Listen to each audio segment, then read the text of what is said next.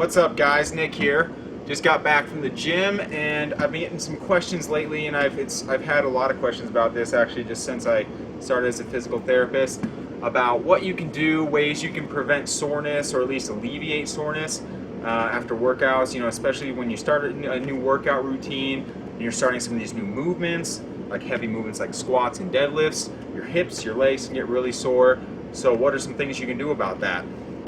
Also, I've had some people ask me how they should go about foam rolling and why foam rolling is important and how it can be helpful. So that's why today I'm going to do a little foam rolling 101 and how that can help alleviate and help you deal with a little bit of soreness.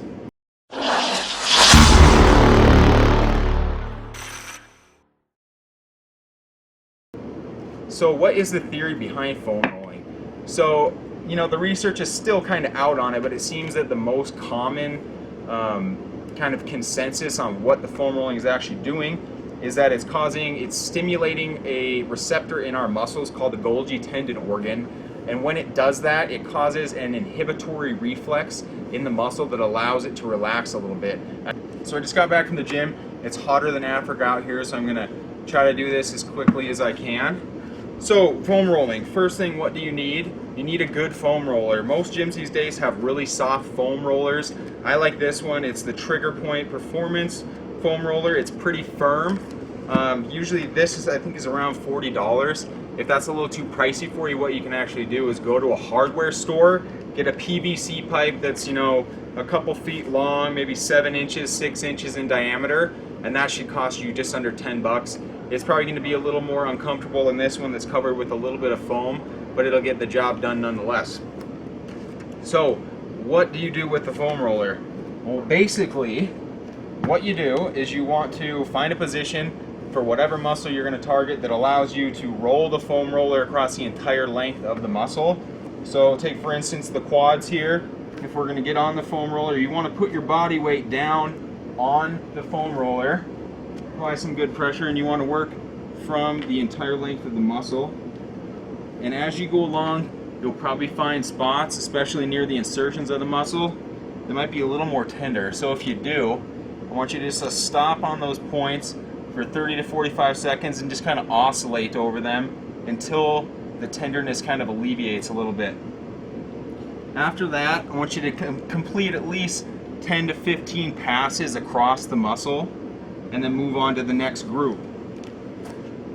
So some big areas that I think are really helpful to hit, especially for me, sometimes when I am sitting down more throughout the day, my hips get real junky. My hips, my adductors, my quads. So hitting everything around the hips is a good place to start. The back of the calves. So hitting the calves. This one's particularly sensitive. If you want to apply a little more pressure with the other leg, you can. But just know that at first it might be pretty sensitive. And then another place you can go is the thoracic spine. A lot of times people are sitting down, kind of in this hunched position, and everything in the front of your chest gets really tight. So what we want to do is use the foam roller to kind of get some of that extension back. What I want you to do, I don't want you to extend too much at the spine. You need to keep a little bit of a brace, and then you can actually go back over the foam roller.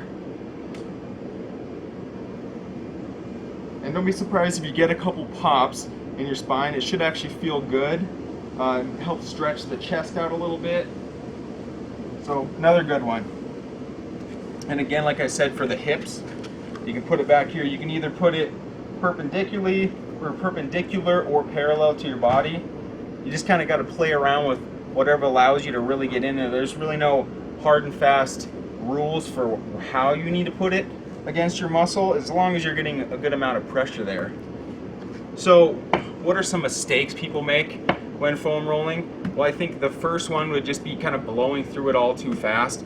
A lot of times people will show up at the gym, and I would particularly recommend to do this at the start of your workout, possibly to help get you prepared to do some of those moves, or as a separate session just to deal with some of that soreness.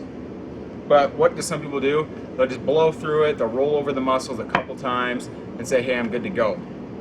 I really think it does take a concentrated effort to really think about the muscles you're hitting, really try to get some pressure in there, And then the second big mistake that I always see people is not applying enough pressure. And foam rolling can be painful, especially when you first start.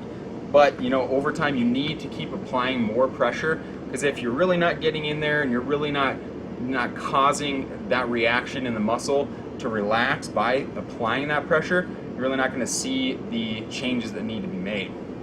All right, so give it a try. I want you to try to take 10 to 15 minutes with the foam roller, play around with it, roll around, find some tender spots, work them out, and let me see how you feel. Another good way to kind of assess if this is really helping you is to, when you first get to the gym or on an off day before you've warmed up, just try to do a body weight squat. Try to feel if your hips feel tight, if your ankles feel tight, and if they do, then I want you to spend 10 to 15 minutes with the foam roller, rolling around the hips, the ankles, the knee, everything, and then go ahead and do another squat afterwards, and I guarantee you it will feel more smooth, the joints will feel like they're moving better, the muscles will feel less sore, and honestly you're just going to feel a little bit better.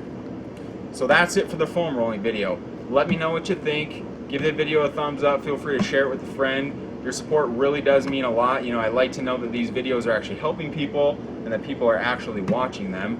So if you could do that for me, I'd really appreciate it. I do have an article on my blog about foam rolling that I'll go ahead and link in the description below the video if you feel like you want to check that out or get more of a written form of the foam rolling. All right, well, it's time for me to go get something to eat, so I'll talk to you later.